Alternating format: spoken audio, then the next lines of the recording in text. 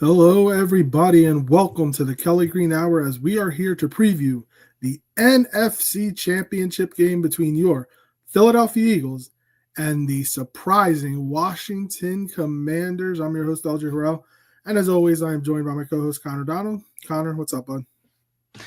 I cannot believe, first of all, that we are here. I mean, I guess we should believe it, but you never know until you're there. But I can't believe we're here knocking on, the door of this Super Bowl again. Um, and that the football season's almost over. We talk about it every episode, like how crazy we waited so long for this and it just went by in a flash. But agreed on the Commanders front. I still thought they were a couple pieces away. I still do, but that doesn't mean they can't make that Cinderella run. I'm not going to disrespect that those runs can happen. So, Excuse me. Yeah, this is going to be their fourth, consecutive road game. This is the Eagles' eighth NFC Championship game since the turn of the century, which is the most in the NFC. They're third in the last 7 years. Excuse me. They are 3-4. Yeah, 3-4 in the NFC Championship game so far. Losing in 01, 02, 03, winning in 04, losing in 08, winning in 17, and winning in 22. But before we jump in any further, as always, follow us on Twitter at Kelly Green Hour. Follow Connor on Twitter at Connor10. Follow me on Twitter at LJHerrell54. And follow the Eagles Pinpool Network on Twitter, YouTube, Facebook, and wherever you get your podcasts at Eagles Pinpool Network. And if you're tuning in live, let us know your thoughts on the game, your prediction, some keys, players to watch, anything that is of interest that you want us to discuss, because it's going to be a long 2 days, a day and a half, whatever it is, until this game gets going. We are about 44 hours away. Excuse me. And man, I for one cannot wait. The Eagles and Commanders split the season series. The Eagles won in Philly in week 11 on Thursday Night Football, 26-18. And the Commanders won in week 16 in Landover, Maryland, 36-33.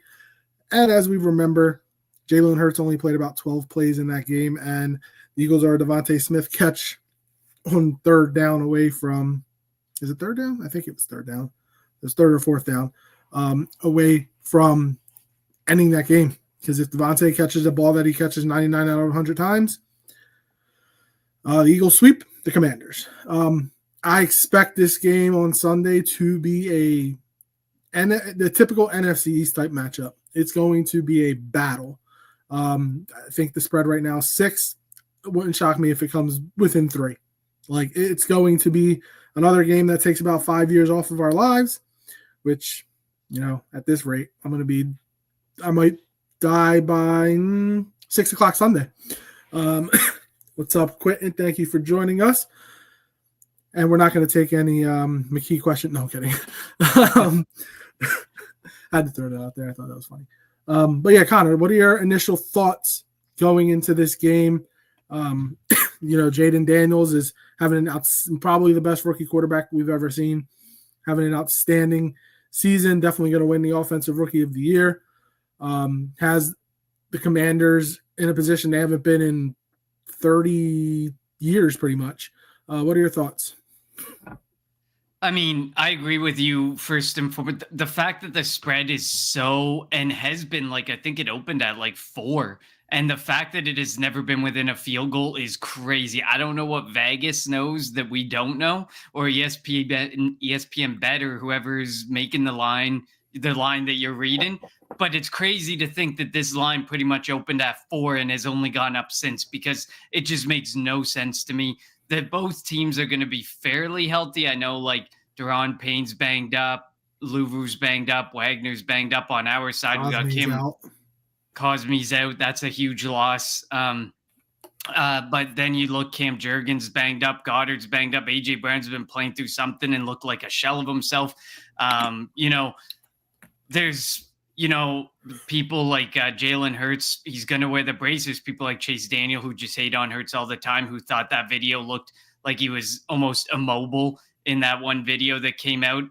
But then you have John Clark's report today that the team says he looks more mobile than he looked even in past weeks in practice. Of course, take practice with a grain of salt. But I mean, both teams are banged up. So injuries be damned, throw them out the window. Cosme, I mean, I think I saw a stat that Cosme in the game, the pressure rate for the Lions was 17%. And as soon as Cosme went out, it was like 45%. And they don't have a Jalen Carter, Milton Williams, and Jordan Davis pushing the pocket. So I'll be interested to see how huge of an impact Cosme plays. But it showed against the Detroit Lions defense, it was completely battered, that Cosme plays a massive role in that offensive line. I mean, we've seen offensive linemen come in ice cold off the bench and do really bad and then come back the upcoming weeks and do better. Maybe it was just, a guy coming in cold that, wasn't prepared for such a big circumstance. But I mean, like you said, this game, the spread is not doing it justice. This is going to be a really good game. This is going to be a hard fought game. I mean, even against the New York Giants throughout the season, those were well, not really, not week 8. Well, not week 18. Well, it kind of was, but it wasn't. But even those matchups against a team that's as bad as the New York Giants divisionally can get your heart going and makes a game that much more difficult to win. So, I mean, my initial thoughts is this is not a gimme. The Washington Commanders have won 7 in a row. Who cares if it's, half of them have come on a fourth quarter game-winning drive with 2 minutes or less to go? That doesn't matter. The fact is they're winning in situations that 31 other teams are not able to close out at the rate that the Commanders have this season. So if you give them a chance to be within one possession with less than, 5 minutes left in the game, that could spell your doom. It has spelt the doom of many this season. So, I mean, long rambling way to go about it, but this is going to be a really good game. This is really good. This is going to be a really hard game. And I know that people are kind of disrespecting because there's there's a lot of experts going the Commanders side. America has almost gone over the 50% threshold towards the Commanders side. I'm not going to be one of those guys that sits here and says, oh, that's crazy. Why would you even pick that way? Because it's not necessarily crazy. We split a season series with them. Granted, yes, we lost Jalen Hurts. Granted, in their direction, it was on a short week and Jayden Daniels was banged up. So this is going to be Jalen Hurts is banged up still and he's going to be wearing a brace, but this is going to be about as even as it's going to get. You have to get the best and the most out of your team in this matchup because this make or break, baby. This is a Super Bowl trip on the line. Yeah, and if you look at both rosters, looking 1 through 53, the Eagles are the better team. But looking at the Commanders, right now, Jayden Daniels is playing better than Jalen Hurts. And the quarterback, having a quarterback matters in the NFL. Let's be honest. It can change everything, and it's changed everything for the Washington Commanders. A desolate franchise when Daniel Snyder was there and Josh Harris and his group buys the team, and they're in the NFC Championship game the first year. And like you said at the beginning, this is supposed to be a rebuilding year for them. They signed a lot of 1-year contracts, and they've come all together under Dan Quinn. It's going to be an interesting matchup. Coming into Philly though is different. And Jayden Daniels is a guy. He played at Arizona State. He played at LSU. I think he's from California, if I'm not mistaken. He hasn't played in the cold. They played in Tampa the first playoff game. They played in Detroit in a dome last week. The week before that, they were in Dallas. I don't think it got that cold in Washington. In their last couple of home games, it's going to be, and granted, it's going to be 40 degrees, which is much needed around here because the weather has been ridiculous, single digits. It's been crazy cold, but I'm expecting a great game. I'm expecting a back and forth affair. I think it's going to on the defensive side of the ball for the Eagles, and kind of prelude to who, unless you pick them, who might player to watch. Jalen Carter's going to have to win this game like he did last week for the Eagles. And going up against Trent Scott, who's replacing Sam Cosmi. Like, they're going to double team him because that's what teams do. They double team Jalen Carter, but he's going to have to win that matchup, and others are going to have to win around him. Nolan Smith's going to have to win. And the Eagles, Vic Fangio and this Eagles defense got to see a healthy Jayden Daniels, a couple weeks ago, about 5 weeks ago. So, and they know what he can do with his legs. So hopefully they have a game plan where they're able to keep him contained. Yes, he can throw the football, but I think, in a situation like this, in an environment like Lincoln Financial Field, a young quarterback like him might want to rely on his legs instead of his arm. So hopefully the Eagles are able to contain him and not let him break out. Yeah, I agree with you on that point. Like, you don't want to leave it to chance. You don't want to test letting this guy get out of the pocket. You got to keep him in there. You got to make him throw the ball. We know no matter how good somebody is, you make more mistakes throwing the ball than you make mistakes running the ball. We see it with Jalen Hurts. We see it with Lamar Jackson. We see it a lot with Jayden Daniels too, because all of these teams, no matter what you say, they all rank top 5 in rushing attempts in the league.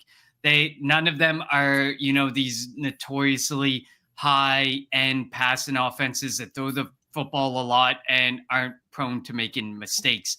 And like you said, that 5 weeks ago, that was the last time that we saw, the Philadelphia Eagles defense not look that good. That kind of looked like a shell of themselves that we had seen throughout, the prior 9 weeks. And then over the last few weeks, of course, I guess discount the Cowboys and Giants game, but Packers and Rams game, like they were looking a lot better. They're the reason that we were able to win games in spite of Jalen Hurts coming out of the concussion protocol, Jalen Hurts being banged up, Jalen Hurts and Kellen Moore not seeming to be on the same page as far as this offense goes.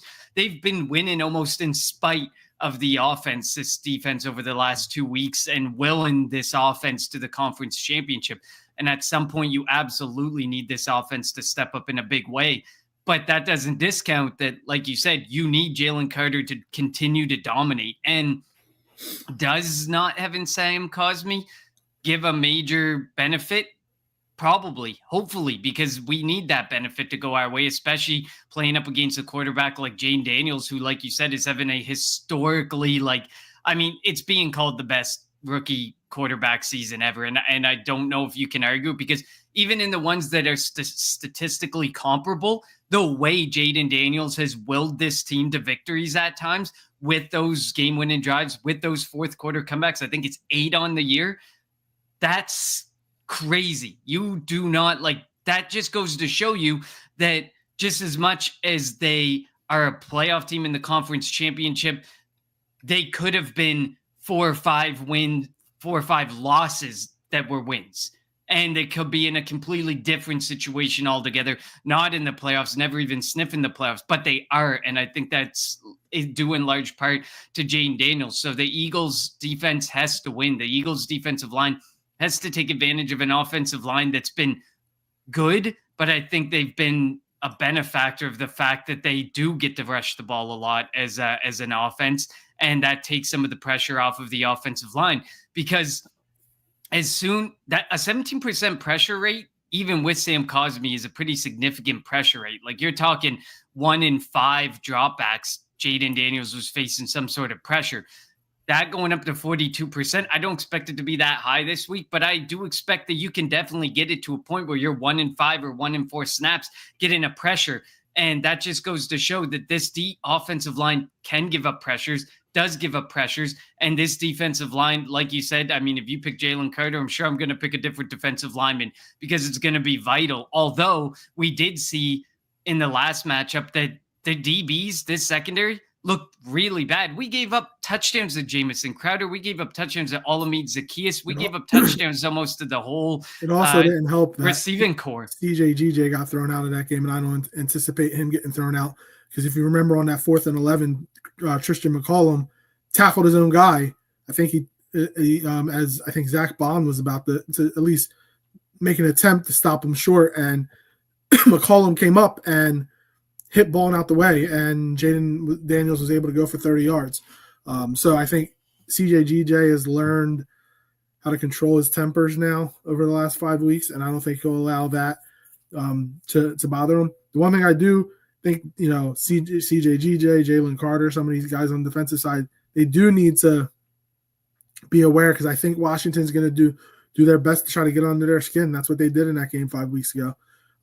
They like to talk. I mean, the defensive coordinator was already talking about, like, if the Eagles are going to run Jalen, we're going to hit him like a running back. And we know what Frankie Louvu is, what he did to Jared Goff last week, what he did to Hurts 5 weeks ago. So we know that they're going to try to come after and maybe a late hit here and there, or try to get away with a late hit, or, if Jalen's going to slide a little late, Jalen and Jared Goff and Lamar Jackson and quarterbacks like that aren't getting the Patrick Mahomes treatment. So it's binge drinking Robitussin. Yeah, I don't like liquid medicine. San Diego 2019. All right, LJ, it's time to start binge drinking Robitussin at this point. If you've been with us through, man, I think this has been back since like Dallas Cowboy week 17. LJ has been coughing and struck. I mean, he's a lot better than week 17, but I agree with San Diego 2019. Yeah, I don't like liquid medicine, unfortunately, though. So I've been taking a bunch of like pill medicines, and hopefully, I don't know. Obviously, it's not helping, but I got to figure something out. Thank you for caring, though. I appreciate that, San Diego 2019. Now I'm going to think about it every time I talk.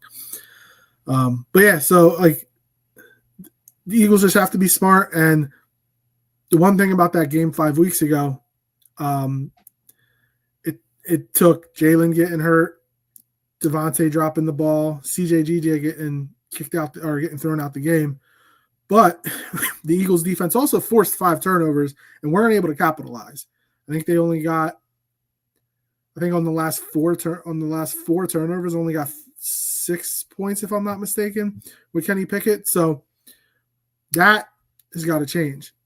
And I would think that if the Eagles defense is able to get those turnovers again, which I'm not anticipating that, then Jalen is going to be able to lead the offense. Jalen and Saquon are going to be able to lead the offense to more points. Daniels threw 9 interceptions this year. The Eagles had 3 of those interceptions. So they've had success. But like I said, while Fangio has had a chance to watch Daniels has had a chance.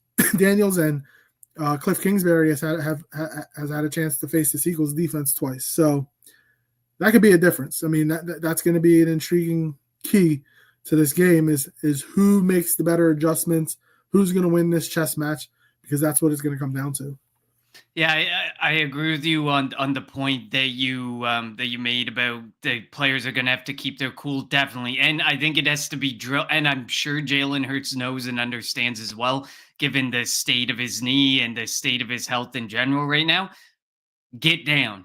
At this point, every yard counts, but to the same point, if you're the quarterback, every yard counts within reason. If it means a yard or two, or it means you live to play another down, live to play another down. You're in that point in time. If you're talking a 4th down, less than 2 minutes to go, you're down a score, and you need that absolute couple of yards, okay, whole different scenario. But the first half of the game, maybe even through to the third quarter, don't risk it. Live to play another down and continue to live to play, especially another week, because you want to be able to be there next week. It's not worth it for these guys. If they got to take the step out a yard early, if they got a guy like Jalen Hurts has to take the slide early to avoid this, it seems like their commanders are there to that point in the season where they're willing to test the temperament of some of these Eagles players.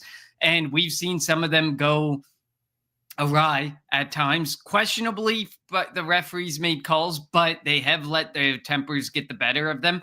And they just need to know that, it's time to walk away when it's time to walk away. Stand up for your guy, but do it reasonably, and know that, this. I think I saw something today that the refereeing crew that we got has one of the highest penalty calling clips in the league. So you do not want to, I think it's 13 penalties a game. They average for 110-ish yards worth of penalty yardage. So you do not want to test this crew, because if they feel they need to get control, they're going to go and they're going to get control. But that on the flip side goes against the Washington Commanders, because if they try and do this, and they've kind of talked the talk throughout the week, this the equally so, this referee team could be the one that protects us as well, because they're not going to put up with a Frankie Luru trying to lay a hit down on Jalen Hurts when he's already a foot out of bounds or something. They're not going to let that type of stuff go. So hopefully that kind of plays to our advantage, that the refereeing crew does call a lot of penalties and doesn't put up with BS. And fun fact, the Eagles are 6-1 since like 20 in the last 8 years or 7 years when this head referee is the referee. So that's may also play positively in the Eagles' favor. But you don't want to lean into the refs or allow the refs to be the reason you win or lose a game. You want to do that on your own accord. Another key thing that I think is going to be vitally important, a key to the game, especially for this defense, and we saw it in the last matchup where they had a high third down and fourth down conversion percentage. And this Washington Commanders offense, just like their big game-winning comebacks, they have a high percentage of converting on third downs and fourth downs. Make it be third and long or third and middle where they can't run the ball, and don't allow it to get to a point where it's a fourth and short where they have that opportunity. They have to try and shut it down on first and second down and force them to throw that ball on third and longs, and don't allow those scenarios on third and fourth down, because they are one of the best teams when being backed up against the wall and being forced to convert on that. And I think it just speaks to the mentality that they've been playing with all year. They know they're playing with house money. I mean, the fans maybe not, but I think this team knows they're playing with house money, and they're going to take every advantage that they can. If they got to put it all on the line, they know they're in a spot they thought they'd be in probably 2 years down the road, and now they're ahead of the call on that. So it'll be interesting to see, but the Eagles definitely have to try and shut things down early and often, and don't let it get to third or fourth and manageable situations, because the odds are, as good as this defense is, we watched it in the last game. The odds are they're going to convert. They're going to make something happen in those third and fourth and manageable situations where they're forced to go for it. Yeah, and that's, like you mentioned, that's what Dan Quinn decides to do. They've gone for it the most and have converted the most in the NFL this year on fourth down. The one thing you said earlier was, the defense is going to have to carry the offense, or the offense is going to have to make, a couple plays. I think you may have primarily been talking about the passing game, because Saquon has just been dominant. And we know Washington's not that great of a rushing defense. Now they do have Jonathan Allen back, right? He was the one that was hurt, I think. And he can make a big difference. Deron Payne did not practice today. He's questionable. I think they just rested him, and they're going to play Deron Payne, but he didn't practice all week, which is usually the sign of. Also, Detroit rushed for over 200 yards and just stopped running the ball, which I'll never get. The Eagles won't stop running the ball because that's what they do. And if Saquon's able to find lanes, and hopefully he doesn't have what happened in the second half in the game in Washington when he had 16 carries for like 27 yards. And that's where having a quarterback like Jalen, who can at least show he is willing to move around and keep the ball on runs to try to keep the defense honest. Now, I'm not saying call a bunch of designed runs for him, but if you're going to run an RPO, maybe he keeps it once or twice. And then that'll help Saquon and keep things open. So it's going to be a chess match. It's going to be who can outsmart who. Can Kellen Moore outsmart Witt? And can, Vic Fangio outsmart Cliff Kingsbury? And that's what it's going to come down to. And I'm intrigued to see how that works out. Yeah, I mean, you definitely hit it. Like, this has been a bad Russian defense through the whole season. And obviously when Jalen went out in the last game, that changes everything, because you don't really have to necessarily at that point respect the quarterback and any mobility, especially when Kenny Pickett's the one going in there. He's mobile within reason. He's able to do a little bit, but he is not Jalen Hurts. And you saw that, because in the second half of that second meeting where Jalen Hurts went down, Saquon Barkley was non-existent in the second half. Even a banged up Jalen Hurts still forces you to respect his ability, because we've seen banged up Jalen Hurts still run the ball. We've seen banged up Jalen Hurts do what he has to do to get the first downs and to make plays. So having that element of Jalen Hurts being there is already something that a defense has to respect. And the fact that they're talking about him the way that they're talking about him, as if, if he's going to run like a quarterback, we're going to hit him like a quarterback. Of Running course, back. or running back, sorry. Then of course, that they are respecting it and they are taking him into full consideration in this game plan. And in the first meeting, they were not able to necessarily stop this Eagles rush at all. Their offense ended up with where was that first matchup? Well, they only ended up with 93 rushing yards in that first matchup, so they still were able to. But I mean, Seriously? sorry, it's 228. Sorry, I was looking at because Saquon had two big runs in the fourth quarter. I was looking at our rushing yards allowed.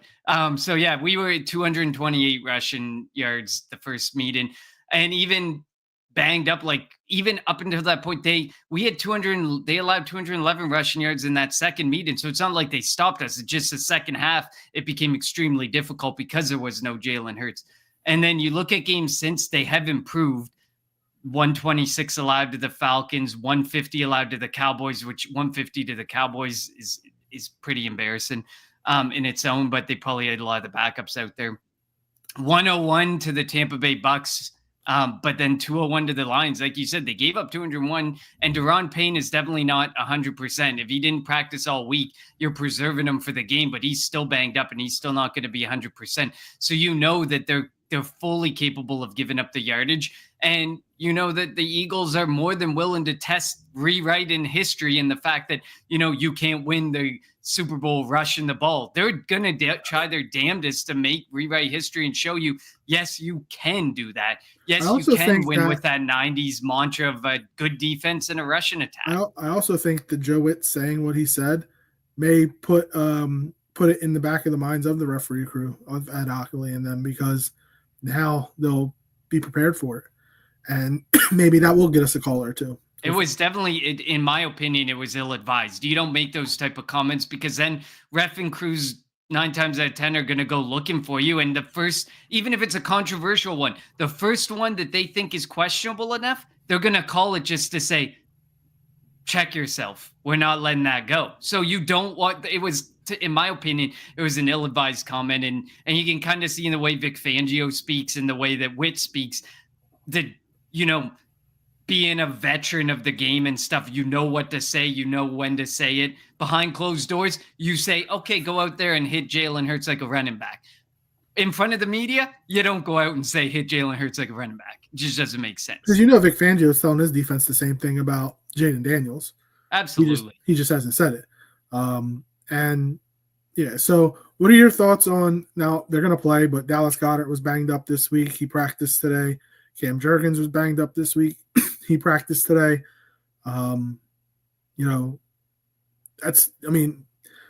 Keeping Dickerson at guard and having Jurgens at center is huge, because Dickerson would have been the back. Dickerson probably would have played center and Steen would have played left guard.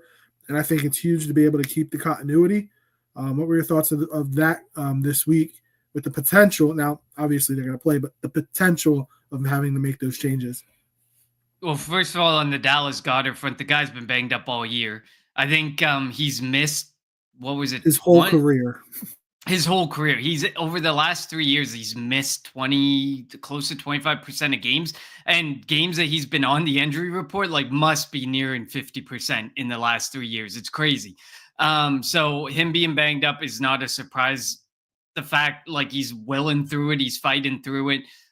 We definitely need him. We saw what happens when Grant Calcaterra is marched out there as a blocker. It's not pretty. And I think it kind of speaks volumes that this past week, Howie Roseman went out and added 2 young Cam Latu and Nick Muse, 2 tight ends that are likely going to be on futures contracts and getting a shot. I think that speaks volumes to the fact that he knows that they need to do something at tight end. And I'm a strong proponent of, this was around the time that you drafted Dallas Goedert to replace Zach Ertz. I'm all for maybe, this being the time to draft a tight end this year to prepare for life after Dallas Goedert, because at this point, Dallas Goedert's missing 25 to 30% of games a year. So you have to prepare for life after them, especially after seeing the way that they look with backups. Grant Calcaterra. Grant Calcaterra, tons of respect. He's a great receiver. He is a terrible blocker, horrible blocker. And it's a shame too because Dallas Goedert has been vital in a lot of games. Absolutely. And in the playoffs, he's been a really good player for the Eagles in the playoffs over his career. Exactly. It's not a disrespectful jab at him. It's just, maybe it's time to prepare for life after him, because you can't sustain an offense when your tight end's going to miss a third of your games every single season. And you just don't know when those third of games is going to be. And then Cam Jurgens, I mean, that was kind of a surprise, but at the same point, like he's fighting through. People are all banged up. At least half of more than that, 75% of everyone's all banged up. So, I mean, but the continuity is definitely important, especially going up against Daron Payne, no matter how banged up he is. Jonathan Allen, Dante Fowler's been having a good season. Cleveland Farrell's been, I mean, he's the fourth most important guy that you have to worry about on that defensive line. So obviously he's doing what he's got to do in the position he's in. So, I mean, it's important to have that continuity and to have all those guys available and to be prepared to stop that front four, because they are a very formidable front four, no matter what shape they are in. San Diego says losing CJ was big in that game. They scored 22 in the fourth, mostly off missed assignments and missed tackles. Yeah, that was huge. And again, I don't anticipate CJ getting into a situation like that where he's going to get kicked out, and he'll be there for the entire game. He's that emotional leader on that defense. And we missed it last year, and it was such a good, really key of Howie Roseman to bring him back. Ewing 609, thanks for joining us. What's up? And then San Diego 2019 says, when the defensive coordinator makes that kind of comment, it kind of makes me think that he forgot that he is a running back as well. Tit for tat is human nature. Yep, as I mentioned a couple minutes ago. Fangio's telling that to his defense, and, it's a shame that we're not going to have Nakobe Dean, because I think Nakobe Dean could have been a guy that could potentially spy him. I don't know who that would be. Maybe Oren Burks or Zach. I don't know if I would waste Zach Bond as a spy, but it'll be interesting. I wouldn't waste Nolan Smith either. I hate it when they dropped Nolan Smith back in covers last week. He's your best pass rusher. Let him get after the quarterback. So hopefully they do let him, do what his job is and get after the quarterback more often than not. Yeah, like I said earlier in the episode, live to fight another play, live to fight another week. Don't allow the opportunity to put yourself out. I think Jalen Hurts is experienced enough and should be well aware of what's been said, his capabilities, and just that he just needs to be there and be healthy. And even if he's chipping away, getting 2 yards here, 5 yards here, they don't have to be massive runs like the whatever it was, 60-yarder last week. It doesn't have to be those massive runs that you get to make them respect you as a runner, but make sure to live to play another play. And Jayden Daniels in his youth, although technically he's kind of a veteran, he's like 20, he's almost 25 years old. Like, he's one of the oldest he's definitely got to be the oldest rookie quarterback to ever play. But that's because Carson was close to that. That's true. He went he's been like, Jayden Daniels did 6 years in college. It was crazy. Like, there's guys who've been in the league 4 or 5 years now that played against Jayden Daniels 4 or 5 years ago. So it's just funny to think about. But hopefully, that awareness and that the fact that Jalen Hurts has been here and in these circumstances and knows that he needs to be the guy this week and next week, or in 2 weeks if we make it to the Super Bowl, that's important. And I hope that mantra is being drilled into him by Nick Sirianni and by Kellen Moore, that they have to respect your legs as long as you're on the field, but don't make it that they respect your legs too much to the point that one of those hits gets laid on you when you're done. So definitely important. I think another big matchup is going to be Marshawn Lattimore and AJ Brown. We saw that. I mean, Marshawn Lattimore is really good, but that last game he had a couple of pass interference penalties. AJ could have been a couple more. Yeah, AJ had. I think he had a touchdown. And we know AJ has that knee thing, but that's going to be a big battle. It always is when those two are going up against each other. And Marshawn Lattimore doesn't shy away from it. So I'm being intrigued by that, especially if the Eagles decide to pass the ball a little bit this week. Yeah, Nooms for 9. CJ may have to worry about De'Ami Brown getting loose and not being able to crash the line of scrimmage as much. I mean, there's definitely, I feel like Vic Fangio's going to have a plan. He's going to have an idea um, because he knows that they can take the top off of defense. We saw, like, I mean, I know it was some blown coverage and some blown work in the last matchup, but we saw really bad coverage on like the Zacchaeus touchdown. The Jamison Crowder touchdown wasn't pretty. And then, of course, you still have to respect Terry McLaurin. I mean, we talked about it a little earlier in the episode that the DBs are going to have to be better. And I know you brought up the CJGJ point, but losing somebody, you have to be prepared in any circumstance that if somebody goes down, you're ready to step up and be the next man up in that situation. And it definitely didn't look like they were prepared in that situation, the DBs. And Kenyon Mitchell's banged up. We didn't really talk about Kenyon Mitchell, but he was, he practiced all week, but I mean, he's probably playing through a pretty significant shoulder Yeah, injury in regards to I was it. going to bring up Mitchell's matchup with Terry McLaurin. That's going to be another battle. And then Cooper DeJean against whoever he's going to cover, whether it be Zacchaeus or Brown, and then Slay. Like, it's going to be key for the secondary because while Washington's going to want to try to run the ball, they like to get. I mean, Terry McLaurin took a screen 58 yards. Tackle, try don't go for the big hits. Just make tackles. Keep these the short passing game, the short yardage, like you said. Try to keep them in third and longs and not third and shorts, to where if they don't get it, it's going to be fourth and short, and they're going to automatically go for it. Yeah, definitely. And I mean, you still have to respect Austin Eckler, Zach Ertz. There's so many guys, so many weapons that Jayden Daniels can look to, and he's got security blankets. And unlike Jalen Hurts in some situations, knows how to use them. So Jalen Hurts has to know who his safety blanket is, who his blitz beater is if they're blitzing. He's just got to be ready for everything. This is one of those games where we need to see Jalen Hurts has to prove the haters wrong. If he's in the passing game, he's got to make those plays. If it ends up being on the wide receivers, like we saw with AJ Brown a couple times in recent memory, then it's on the wide receivers if they drop the ball or miss a play that they're supposed to make. But when he's got to make a play, he's got to make those plays. We know that they're going to lean heavy on the run, no matter how much the media or fans are going to rip roaring ready for him to throw the ball and show something in the passing game. We know that Saquon Barkley's getting at least 20, 25 carries of the ball. We know that if they can continue to take advantage of what are they now? The 30th ranked Russian defense. If they have an opportunity to take advantage of that and run for 150, 200 yards, and they're able to put points up and go pound for pound with Jayden Daniels, no matter how. If Jayden Daniels is throwing the ball and having success there and putting points up, and we're having success running the ball and putting points up there and taking time of possession away, you know that we're going to lean into that because that's what we've leaned into all season.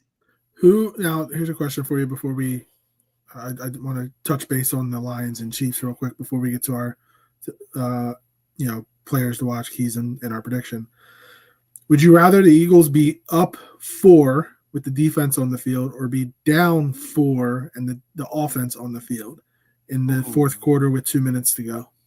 Wow, what a scenario, because it's literally, you almost don't want either of those scenarios to be the outcome that you're staring down.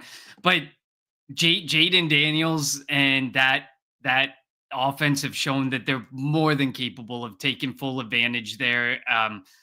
And it really, I can't remember who all the comebacks are up against, but I'm sure they got at least 1 or 2 solid defenses that they got that was against, maybe not, the number one, but all the time. But he had that comeback against us. So I think I'd want our offense on the field. I think that in that big moment, we've been talking it up all year. In that big moment where Jalen Hurts needs to shine and make that play, I think Jalen Hurts can make that play. Can the defense make the stop? I think they can make the stops all game.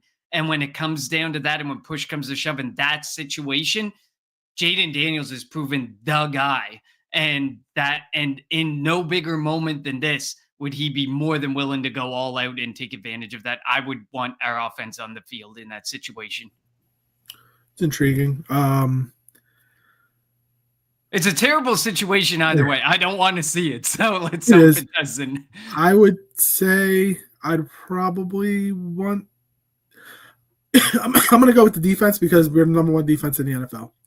And obviously, we know what happened the last time we played Washington. They went down the field, but CJGJ wasn't on the field. Um, and I have faith, just like they did last week, even though I almost died, that the Eagles defense will be able to make one stop to win the game. Yeah, I mean, if you're going, who do you trust to make a big like a stop at some point in the game that's going to probably change it, the whole scope of the game? It's definitely going to be the Eagles defense that makes that stop, because I mean, the defense for the Washington Commanders is really in the middle of the pack. Their passing defense has not been the worst, but the Russian defense has been the worst, and it's just strength versus weakness in that moment. They, we can rush it. We can make that happen. So it'll be interesting to see what happens. But I mean, hopefully they can make that stop earlier to put Jayden Daniels in a spot where he's going to have to get 2 scores in the fourth quarter or the last, 6 to 8 minutes of a game versus just 1 score in the final 2 to 4 minutes of the game. Do you trust Jake Elliott? Kicking field goals, I do. Let's talk about extra points. I don't even know, because this could be the game where he flips and he's missing field goals and hitting all his extra points. I just don't know. Let's hope we don't have to rely on the leg, and let's just hope this game doesn't end up a loss by, 2 or 3 points where he missed a field goal or missed a couple extra points. I'm just praying. Yeah. All right, quickly. The Bills and the Chiefs in the AFC Championship game. The Bills have not had much luck against Kansas City, and Kansas City's Kansas City having the home game. The black magic, Mahomes magic, whatever the heck you want to call it, that the Chiefs are going through. What are your thoughts quickly, and who do you think wins?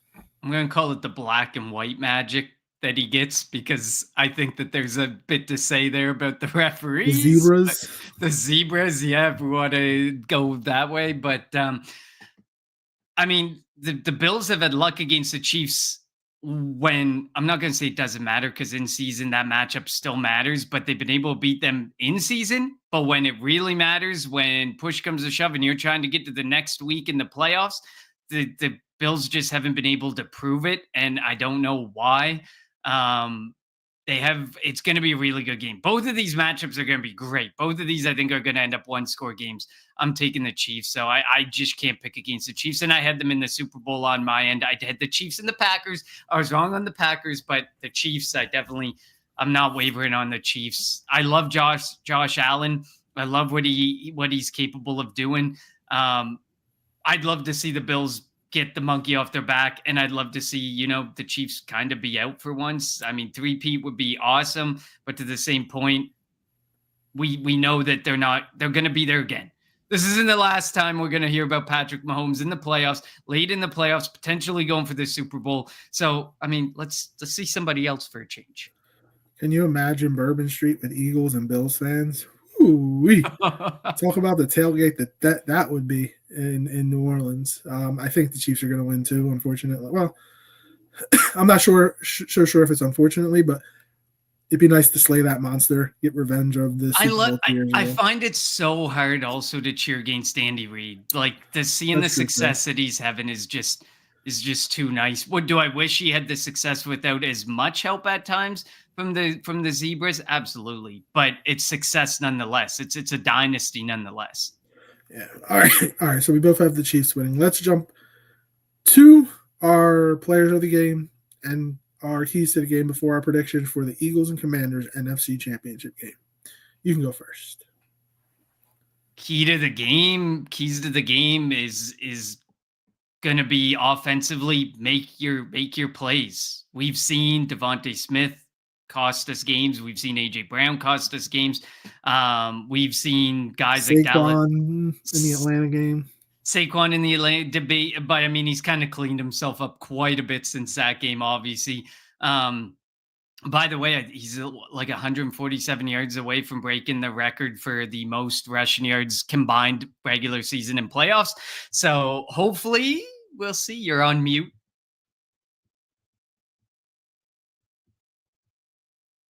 Is it he? I don't know. I hit the wrong button. Isn't he also like over 300 yards away from 3,000 total yards on the Yeah, I season? think it was just over 300 yards from 3,000, which has never, ever been done. Too bad you can't take that all into account for MVP because that's crazy in its own right. But still, so it's going to be important. Like if you're relied on to make a play, to make a catch, make the play. This is the moment. No drops, none of this, no fumbles. Hug that ball close to your body, hold it as tight as you've ever held it in your life. This is not the time to make mistakes, and we don't want to see those mistakes happen. This team overall, this defense doesn't force turnovers. They rank 24th in turnover percentage. They don't force turnovers. Don't be the team in this moment that allows them to start forcing turnovers. I mean, they had 5 last week against Jared Goff. I'm looking at regular season numbers, but I mean, Jared Goff is Jared Goff. So don't be that team to make the mistakes and have to look back on one of those moments like the Mark Andrews drop on the 2-point conversion. Don't make it one of those moments that we need to talk about for years, that what could have been. So that's important on the offensive side of the ball. My player to watch is going to be Jalen Hurts. And it may sound cliche to pick it because he's been talked about in the media all week and what shape he's in. To me, it doesn't matter what shape he's in. He's got to will himself through whatever he's going through, and he's got to make the plays. This is his moment. If it's a rush, if it's a pass, if it's making the right decision on an RPO play action, this is going to be, everyone's going to look back on Jalen Hurts. He's going to be the topic of conversation Monday morning, good or bad. Probably, even if he wins, there's going to be questions about something about Jalen Hurts. So make it harder for people to question. Make they live up to this moment and be the moment that we know you can be. We've seen you in moments, big moments, make the plays and do the things you need to do. It does bother me that people, even though Jalen wins a lot, people still can find something to complain about. He doesn't care about stats. The only stat he cares about is getting wins. So hopefully people start to learn, like, he doesn't care. He doesn't care if he throws for 50 yards. He doesn't care if he throws for 400 yards. All he wants to do is win and win a championship. Absolutely. Defensively, contain Jayden Daniels. I mean, it sounds easy, but we've seen that it's not that easy. He's one of the reasons, obviously, that their 3rd down and 4th downs are manageable and that they're converting at such a high rate. You have to respect his legs. You have to respect Austin Eckler's back there. Brian Robinson's back there. Terry McLaurin's out there. Zach Ertz is out there. He's had a lot of success with a lot of these guys, and they have such a plethora of talent that can make plays when they need to make plays, and they've been making those plays. It's keeping the cardiac commanders alive and continuing to go forward and inducing heart attacks week in and week out for Washington fans. So it's going to be contain Jayden Daniels, try and contain this offense to the best of your ability. And my player to watch, since I know you're taking Jalen Carter, I'm not going to go there, but I am going to go with Nolan Smith. And I think I took Nolan Smith in the wild card where he had his best game as an Eagle so far. And it's such a key spot. You have literally put Bryce Huff on the damn trade block, essentially. We're already ruling Bryce Huff on the trade block. You have put him there. This is your moment. This is a moment for all these guys. And Jalen Carter and Nolan Smith have been so vital to this defense. They need to make plays. And I wouldn't be surprised if at the end of the game, it's one of them that makes the play that changes, that could be one that we look back on and say, that's why the Eagles won. And hopefully it's not looking back at them being suffocated and that's the reason we lost. But I think that they can more than likely, those two guys are going to be the guys that we look back on defensively and say they are the reason that we are going to the Super Bowl. And these are the plays that you can pinpoint, because I think they've been that vital, especially in the playoffs. Yeah.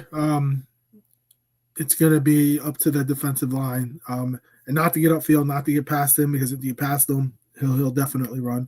Like I said, I'm going with Jalen Carter.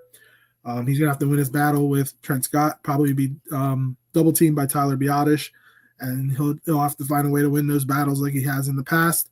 And like you mentioned, containing Jayden Daniels and finding a way to not allow the receivers to run wide open in the secondary. If they can cover the receivers, and they should have an opportunity to slow down and contain this Washington offense. On the offensive side of the ball, I'm going to go – you went Jalen. I'm going to go Saquon Barkley. He's the man. He's the guy for this team. I don't know. It's very rare that I go Saquon too, I think. It's true. It's true. So I'm gonna go Saquon. Let Saquon win.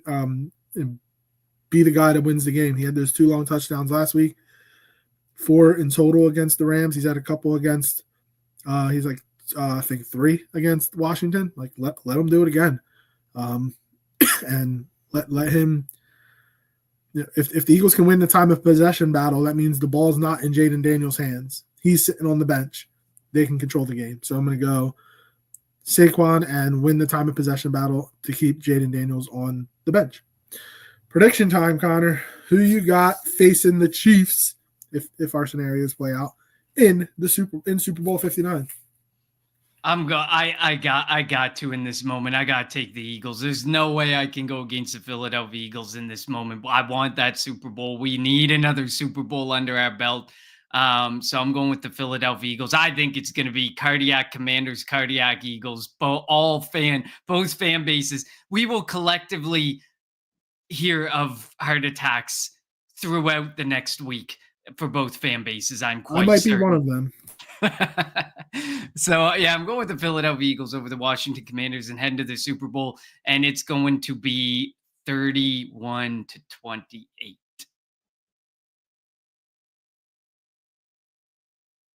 All right, you have a high scoring game. I'm 13-6 on the season, by the way. You're 10-9.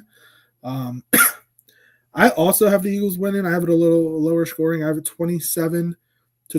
I don't know if you saw, there was a picture of the Rocky statue